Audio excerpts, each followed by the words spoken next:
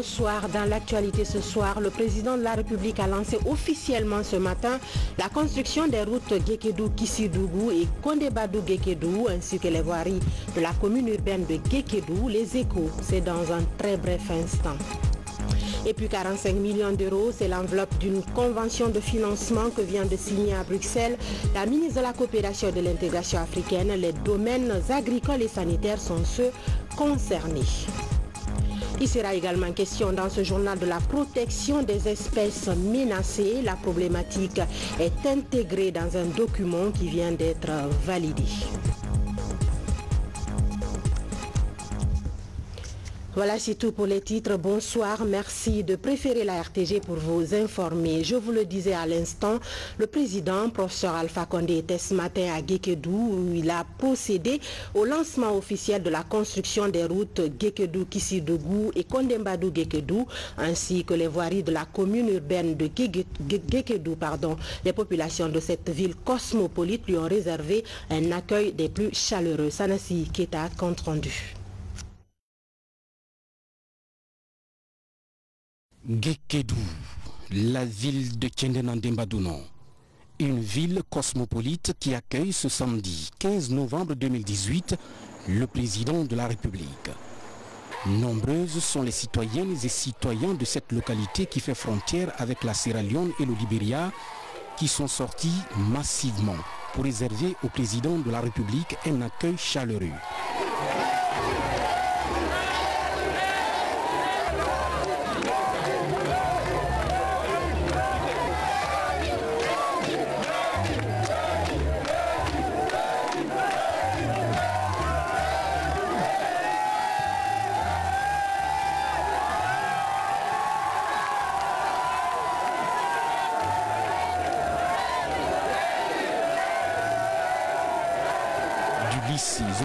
Tito, en passant par le pont de la rivière Boya jusqu'au stade préfectoral Kendénandembadounon, l'ambiance est de taille.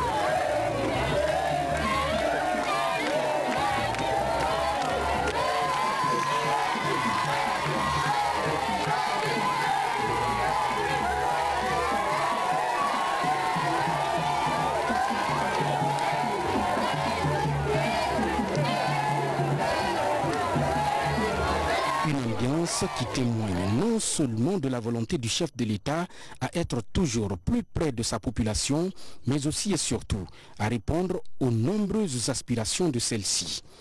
Au nom des citoyens et citoyennes, pour les sacrifices louables que nous vous félicitons et nous vous disons merci. Votre présence aujourd'hui à Guékédou témoigne votre disponibilité et nos citoyens et citoyennes très sensibles me chargent de vous exprimer toute leur reconnaissance et leur gratitude à l'occasion du lancement des travaux de construction des axes de Kaïlahon, Guékédou, Kondébadou.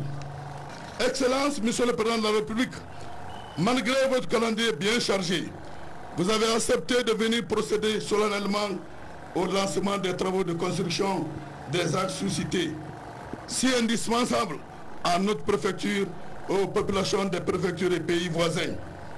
Excellence, Monsieur le Président de la République, la réalisation de ces différents projets témoigne en suffisance votre engagement pour l'amélioration du réseau routier de la préfecture de Guékédou en particulier, mais également celui de la région forestière en général. Le but donc de la présence du président Alpha Condé La notabilité, est bien clair. les confessions Il religieuses. s'agit en un mot de procéder au lancement officiel de la construction de la route Guékédou-Kissidougou avec une distance de 18 km. Cette route sera réalisée par les entreprises ETEP Guicopress avec un financement de la Banque islamique de développement. Délai d'exécution des travaux, Se passeront dans des temps. C'est le lieu pour nous, Excellence, Monsieur le Président de la République, de vous rassurer, ainsi que le peuple de Guinée, que nos groupements d'entreprises ne ménageront aucun effort pour la réalisation de ces routes dans les règles de l'art et le respect du délai imparti. Aussi, je demande aux autorités guinéennes de bien vouloir faire appel au sens élevé de civisme des populations riveraines et les usagers pour qu'ils nous apportent toutes leurs assistances et protections pendant l'exécution de ces travaux. L'autre étape est celle qui consiste également à réaliser la route Guékédou-Kondembadou pour une distance de 35 km, plus 10 km de voirie pour la ville de Guékédou. Enanchin et Béjek sont les entreprises chargées de réaliser cette route avec un financement de la BADEA, Banque arabe de développement des États d'Afrique. Délai d'exécution des travaux, 30 mois. Mais nous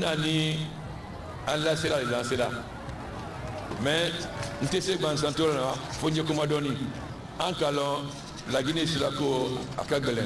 C'est là que nous avons voilà que le gouvernement a assez pour que Ghana soit le bel abbé. Évidemment, antécé au bel abbé, mais là, on a un là-dedans. Il y a pas la ligne, que la Guinée Fanka ça nous dit, te boxit dit. La Guinée Fanka est celle de dit, nous en camin, c'est 14 semaines industriellement. Il y a du calou. Albise, ce n'est que là, Aïman n'a rien fait. Mais, pour que ce n'est qu'un binal demain. À Forêt Mundi, en Baraban, Kana, aménagement qui a la plaine, Kabo Kissidougou, pour que aller ce n'est que là, si un filat sans que les corps. Bah, si c'est. Allez, ce n'est que là, si y a que les, c'est du tout. Parce que Guitier, on dit que c'est à la Guinée qu'on a. N'est-ce aménagé à TC, en Baraban, Angola. Mais il y a le coordinateur du Ambara Oberski, national Bina Bara Damina, pour que Kissidougou Guékédougou, Alice Sénéque la Sia Fila Sankele Koro.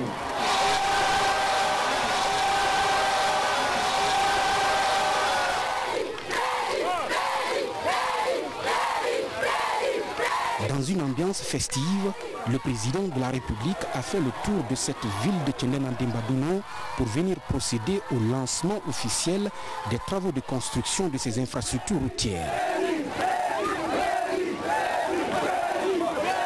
Notre pays est en chantier. Ici à Conakry également, lancement des travaux d'aménagement des axes routiers et des transversales, des travaux qui seront exécutés par le Fonds d'entretien routier. Première étape, le tronçon Kaloum, kilomètre 36, en passant par Matoto. Reportage Fatimatou Diallo, Diamo Kaba. Bientôt la fin du calvaire pour les usagers de la route de Conakry. Le coup d'envoi d'une vaste campagne de dégagement des emprises des axes routiers de la capitale est donné sur l'autoroute Fidel Castro. Les machines sont en branle pour dégager les encombrants physiques et les étalagistes au bord des artères. Le long des routes sera assaini et aménagé par le Fonds d'entretien routier. Ce programme que vous avez tient compte de beaucoup d'aspects.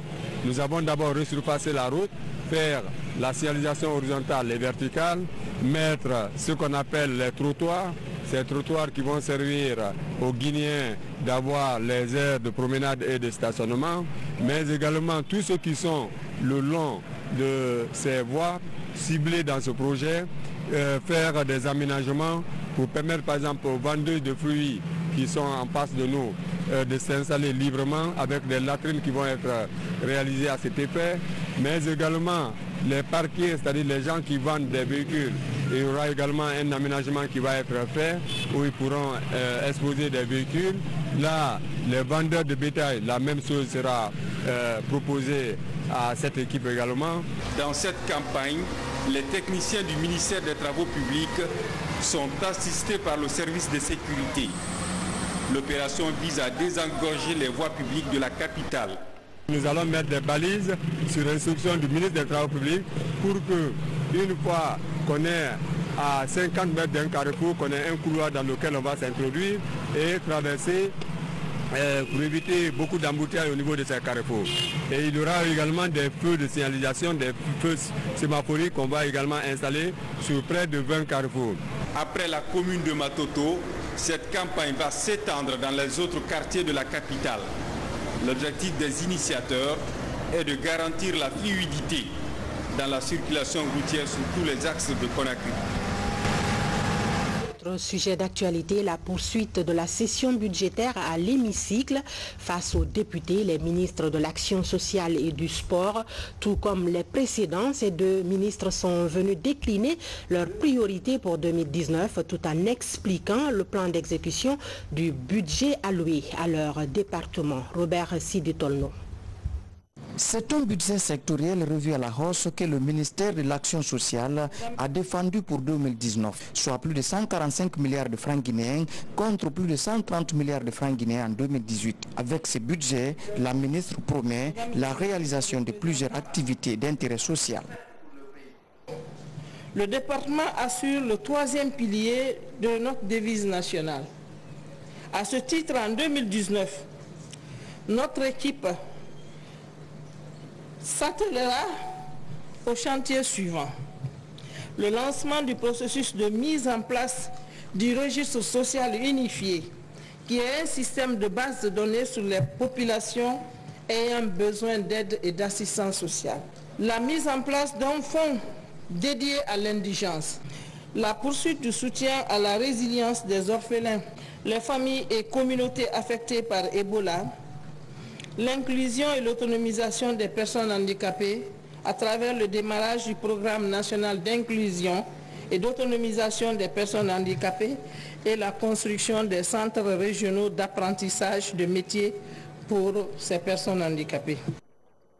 Devant la problématique de la promotion d'autres sports outre le football, le ministre du Sport, de la Culture et du Patrimoine historique a plaidé pour le financement adéquat des infrastructures sportives et culturelles. Sanoussi Bantamasso a par ailleurs insisté sur la promotion du patrimoine culturel du pays.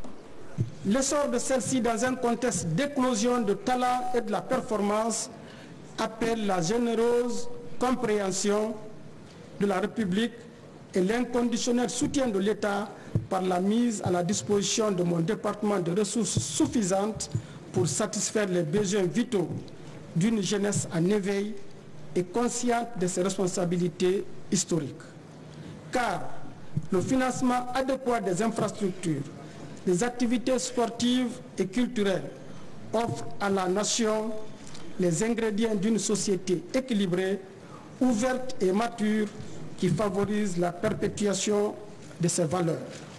Son dynamisme dans son monde en perpétuelle évolution en constitue un paramètre essentiel dans l'optique d'une émancipation de sa jeunesse. Le budget sectoriel alloué au département du sport que le ministre Bantamasso a défendu devant les députés s'élève à plus de 180 milliards de francs guinéens contre plus de 197 milliards de francs guinéens en 2018, soit une diminution de 16%. C'est une information qui vient de nous parvenir suite aux incidents survenus aujourd'hui dans la commune de Matoto par rapport à l'installation des conseillers communaux. Le ministre de l'administration du territoire et de la décentralisation a fait une mise au point. Je vous invite à suivre Général Bouré Makonde. Il est au micro de Lancé Koulibaly. Aujourd'hui, à Conakry, dans la logique de la mise en place des conseils communaux, 2 communes et non des moindres étaient au programme, à savoir la commune de Ratoma et la commune de Matoto. À Ratoma, sans embâche, sans problème aucun, la mairie a été donc installée, monsieur le maire, il est de l'UFDG. À Matoto cependant, pendant que le cours normal de l'élection était observé, une irruption incontrôlée de citoyens s'est faite dans la salle de l'élection, de délibération. Pendant que les dépouillements n'étaient pas terminés, ils se sont mis à déchirer, n'est-ce pas, les bulletins et pire, à détruire l'urne. les forces de sécurité présentes, prises au dépourvu, et ne pouvant pas intervenir de façon musclée, ce n'est pas là leur rôle, eh bien, on n'a pu que constater le dégât. C'est vraiment déplorable. Et pendant que la délégation du département venue présider ces élections cherchait, vaille que vaille, à identifier et à mettre main sur les auteurs de ce dérapage, ceci entre-temps s'était dilué. Et le constat amer est que l'élection n'est pas allée au bout. Et puisqu'elle n'est pas allée au bout, chacun des deux camps, c'est-à-dire le RPG Arc-en-Ciel et l'UFDG, chacun des deux camps, dis-je, s'est aussitôt mis à s'autoproclamer vainqueur. Toute chose qui ne saurait être admise dans le contexte qui est le nôtre, un contexte de démocratie. Il vous souviendra également que le temps mis pour la mise en place de ces conseillers tient compte exclusivement du fait du respect des accords. Pour lui, il faut y aller consensuellement. Autrement dit, un jour suffit pour la mise en place des conseils communaux. C'est ce que M. le Président de la République a fait éviter en recevant au Palais Sékou-Touré, à la présidence de la République et alternativement les leaders de l'UFDG, les leaders de l'UFR, de la mouvance présidentielle, pour leur dire allez vous entendre. Alors allez vous entendre ne devrait pas se solder par la destruction des urnes, par la destruction des bulletins de vote. Et malheureusement, le constat amer, je le disais tantôt, c'est que nous ne sommes pas allés au bout de l'élection au niveau de la mairie de Matoto, hélas. Nous allons donc reprendre l'élection au niveau de la mairie de Matoto dans les jours à venir. Mais d'ores et déjà, je lance un appel encore de civisme aux uns et aux autres pour que raison l'on sache garder. Vous suivrez l'intégralité de cette mise au point du ministre de l'Administration du Territoire et de la Décentralisation juste après ce journal. Du côté de Bruxelles, à marge des travaux de la 108e session du Conseil des ministres de l'ACP, Afrique, Caraïbes, Pacifique, la ministre guinéenne de la Coopération et de l'Intégration africaine a procédé à la signature d'une convention de financement dans les domaines agricoles et sanitaires. L'enveloppe s'élève à 45 millions d'euros. Compte rendu de notre envoyé spécial, Maferen Kamara. C'est une convention d'une valeur de 45 millions d'euros destinée à l'amélioration de la croissance économique inclusive et durable sous l'axe Conakry-Kindia-Mamou. Oui, très content de pouvoir conclure un accord avec la Guinée et de le faire ensemble avec la ministre de la Coopération. Un accord qui porte sur 3 grands secteurs. En premier, le développement du secteur privé pour créer plus d'entrepreneuriat, certainement surtout dans le domaine d'agriculture. Deuxième grand volet est la promotion des droits sexuels et reproductifs, qui est un domaine dans lequel la Belgique et la Guinée ont beaucoup travaillé ensemble. Et troisième domaine, c'est tout ce qui est l'appui à la recherche, à des études et certainement aussi à des bourses d'étudiants. La Guinée et la Belgique sont des partenaires maintenant depuis 2015. Dans sa mise en œuvre, la Convention va contribuer à la création d'emplois décents et de qualité, à l'augmentation de revenus stables et durables des hommes et des femmes entrepreneurs sur l'axe Conakry-Kindia-Mamou. Le volet formation, quant à lui, prend en compte l'amélioration des performances des parties prenantes de la coopération guinéo-belge avec des opportunités économiques et de développement du capital humain. De son côté, Dr Guéné Keïta s'engage à veiller au suivi et à rendre efficace la mise en œuvre des différents projets. Un sentiment de très grande fierté, beaucoup d'émotions. Ceci prouve le travail remarquable que le professeur président Alpha Condé a fait, parce que ceci c'est son œuvre. Moi je ne suis que la main heureuse qui signe ce document aujourd'hui. C'est un travail qui a commencé à très longtemps avec le travail de beaucoup de ministres sectoriels. Aujourd'hui, grâce à cette relation extraordinaire entre le Royaume de Belgique et la Guinée, je viens de signer cette convention qui va profiter et bénéficier aux populations guinéennes, aux femmes, aux jeunes, aux entrepreneurs, et avec la coopération belge ENABEL, qui est une agence qui a fait ses preuves sur le terrain.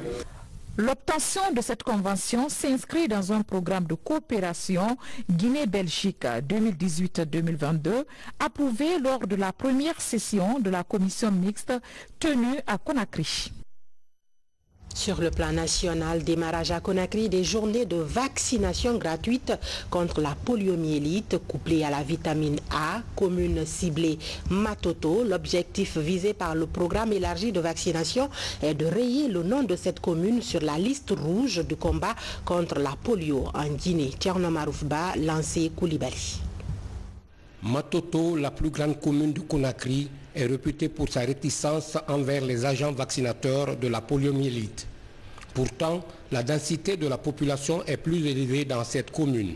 Ici, la couverture vaccinale est inférieure aux autres communes de la capitale. Cette campagne de vaccination contre la poliomyélite, couplée à la supplémentation en vitamine A, va toucher les 15 districts de Matoto. Pour le programme élargi de vaccination, l'idée est d'éliminer la localité communale de la liste des points sur la ligne rouge. Que bientôt, nous allons enregistrer la poliomyélite comme un lointain souvenir. Parce que le dernier cas remonte à plus de 3 ans.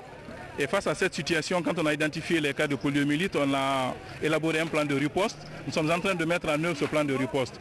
Mais ce qu'il faut retenir, c'est qu'il y a eu énormément de progrès, parce que nous avons renforcé la surveillance des PFA, c'est-à-dire les paralysies flasques aiguës.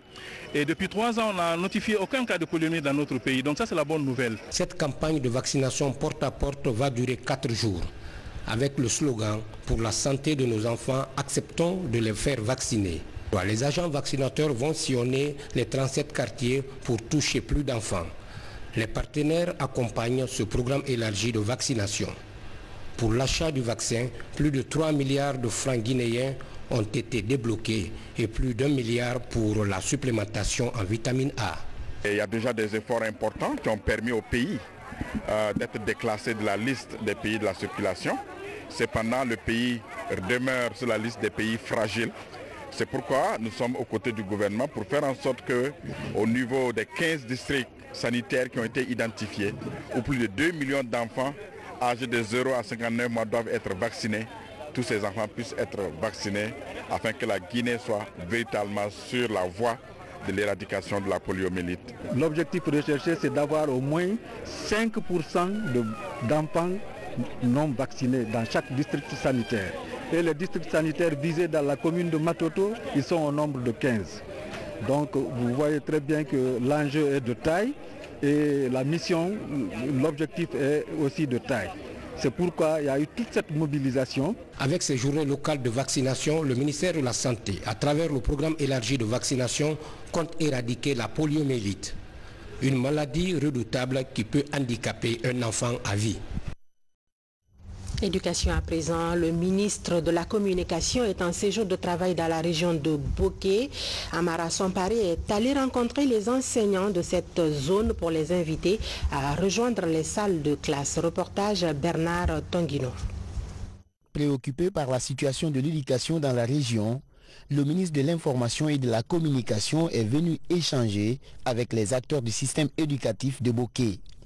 Les entretiens ont porté sur l'urgente nécessité de reprendre le chemin de l'école à Boké, à l'image des autres préfectures du pays. En s'adressant fraternellement à ses enseignants du Kakandé, Amara Somparé les invite à privilégier l'intérêt national.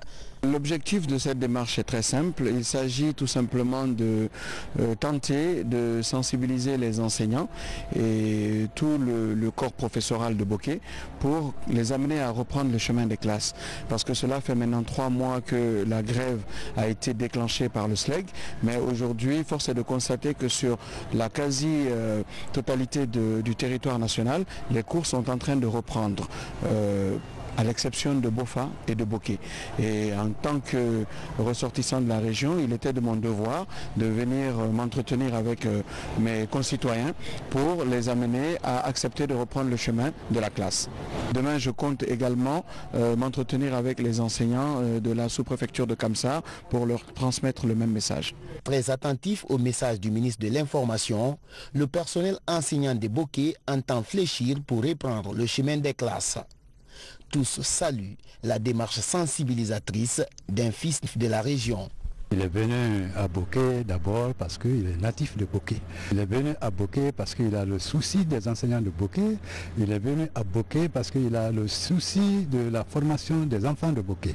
À partir du moment où beaucoup de préfectures ont commencé à étudier, il n'y a plus de raison que les élèves de Bokeh restent à la maison.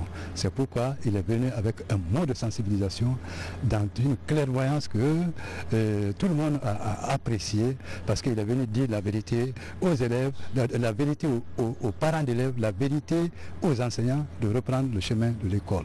Cette opération de sensibilisation est une démarche personnelle du ministre de l'Information à l'endroit du corps enseignant de Bokeh. Et puis, pour contribuer à la qualification du système éducatif guinéen, l'association des Chinois vivant en Guinée offre un lot de fournitures scolaires aux élèves de l'école primaire de Kenende dans Dubreka. L'association est allée plus loin en construisant un centre médical dans la cour de l'école. Younoussa Tawel Kamara. C'est dans la joie et l'allégresse que les élèves de l'école primaire de Kenende à Dubreka reçoivent des fournitures scolaires. Le lot est composé de cahiers et autres matériels didactiques, mais également de téléphones portables pour les enseignants. Le geste est de l'association des Chinois vivant en Guinée. Les donateurs ont également construit un centre médical dans l'enceinte de l'école. Une manière de contribuer à la qualification du système éducatif guinéen. On veut améliorer la condition de l'éducation en Guinée, améliorer même les conditions des enseignants parce qu'ils sont plus... le travail c'est dur pour lui, donc c'est pour bien enseigner les élèves aussi.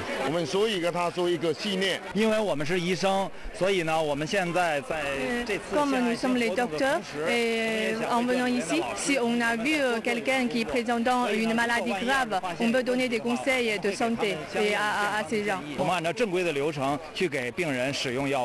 Cette cérémonie de remise a mobilisé parents et autorités de la préfecture de Dubreka. L'occasion pour les bénéficiaires d'apprécier la qualité du don. Les Chinois pensent à nous de le faire, de nous doter des cahiers, des ardoises, des bics, des règles. Et je vous avoue que l'école vraiment est contente à plus d'un titre. Nous sommes émus.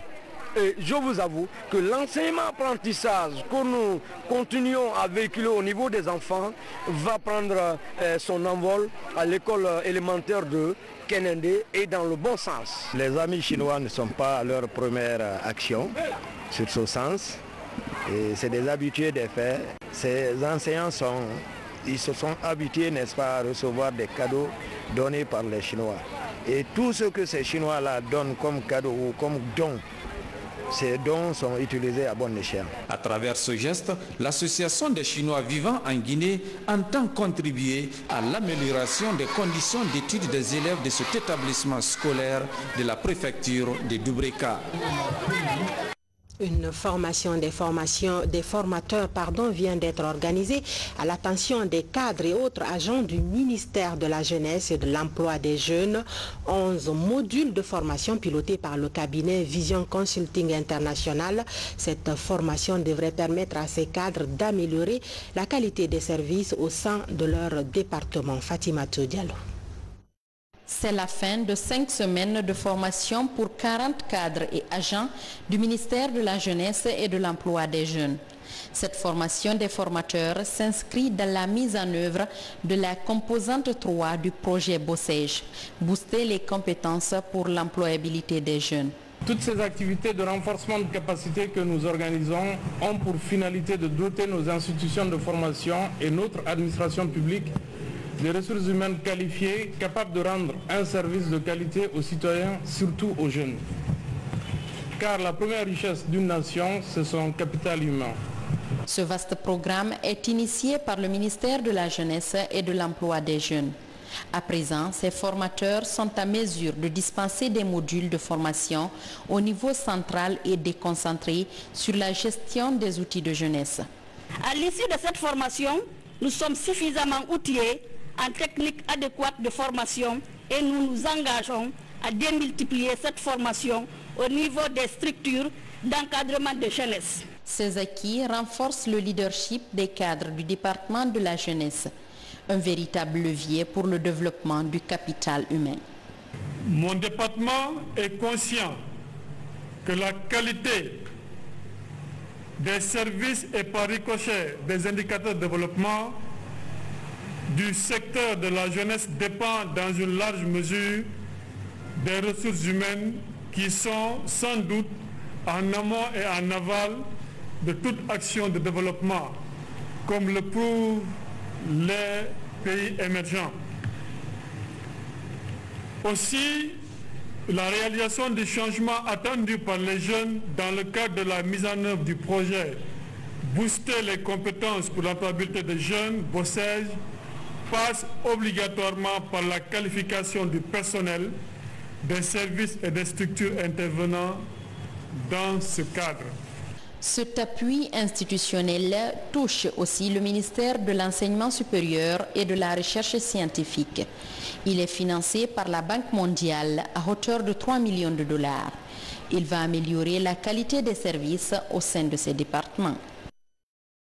Les acteurs de la plateforme nationale du mouvement citoyen Ma Cause étaient récemment face aux hommes des médias et des représentants des partis politiques.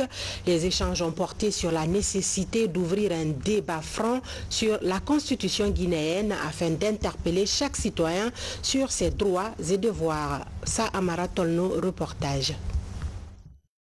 Pour consolider la cohésion sociale dans le pays, les acteurs de la société civile définissent de nouvelles approches.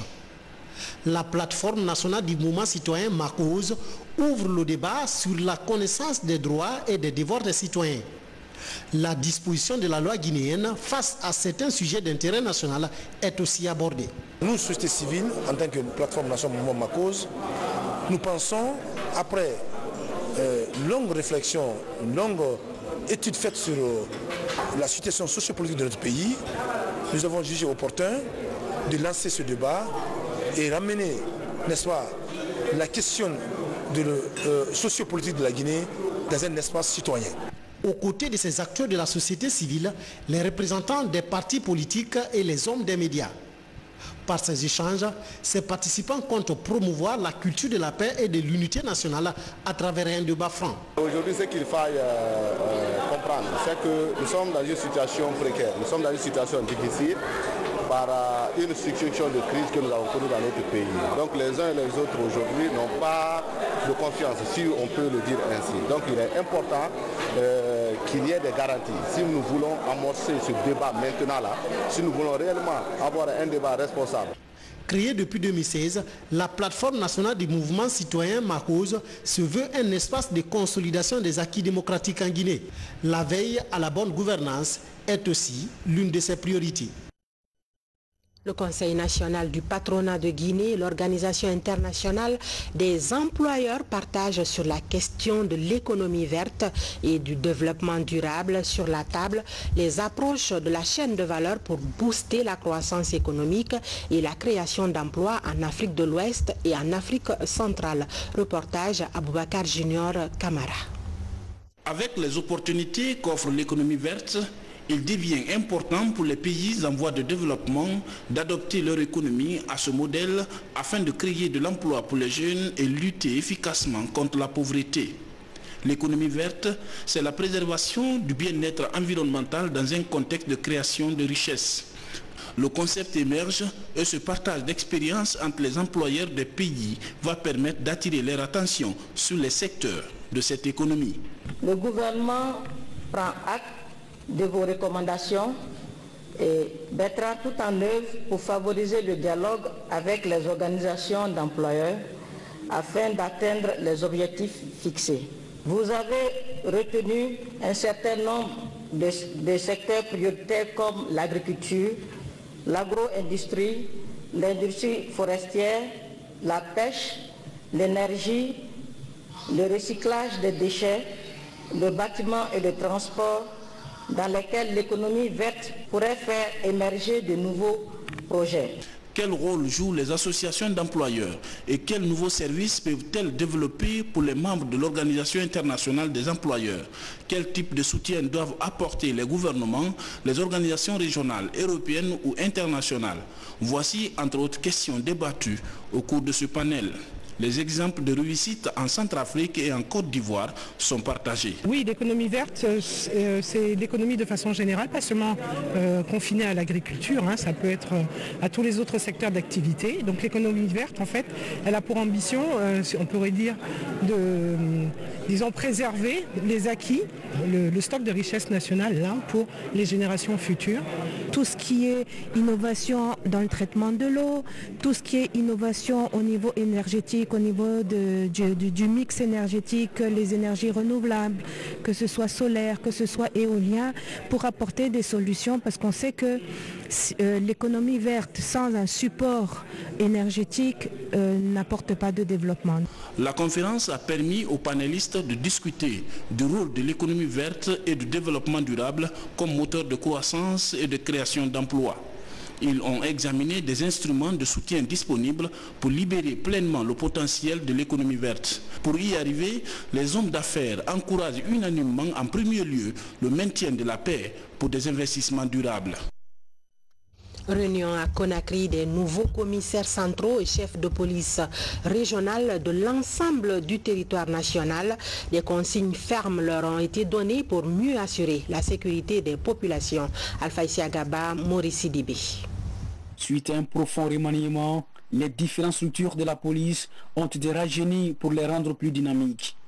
Ces chefs de police régionales et commissaires centraux reçoivent les dernières consignes. Désormais, nous voulons que les policiers, dans leur devoir régalien de sécurisation des citoyens et leurs biens, soient effectifs.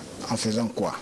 Que pendant que les citoyens à l'intérieur du pays qu'à Conakry, pendant que les citoyens sont en train de se reposer en paix, que les policiers sont dans la rue, partout, que les bottes des policiers soient partout. Quand un citoyen ouvre sa fenêtre, qu'il trouve le policier, qu'il ait la quiétude, qu'il sache qu'ils sont sécurisés. Pour les autorités du ministère de la Sécurité, cette stratégie va permettre de rendre plus performantes les structures de police sur toute l'étendue du territoire national afin d'assurer la sécurité des personnes et de leurs biens. Je féliciterai le ministre de la Sécurité vraiment qui a cru devoir nous comprendre et pour nous aider à renouveler le commandement opérationnel de la police nationale sur toute l'étendue du territoire. Et c'est ce qui nous va droit au cœur. Et les nouveaux promus ont reçu ces consignes-là que désormais, il n'y a plus de stigmatisation à la police. Tout le monde est en tenue correcte. Et cela, n'importe où, vous avez de Tougué jusqu'en passant par Yomon jusqu'au commissariat spécial de Kassa, tout le monde doit être correctement bien habillé, les citoyens doivent être respectés avec le salut qu'il faut et s'imprégner de leurs problèmes pour essayer de leur rassurer et pour se rapprocher des citoyens pour qu'ils aient confiance à leur police nationale, qu'on puisse être désormais dans leur cœur, dans le bon sens, dans le cadre de la sécurisation des biens et des personnes.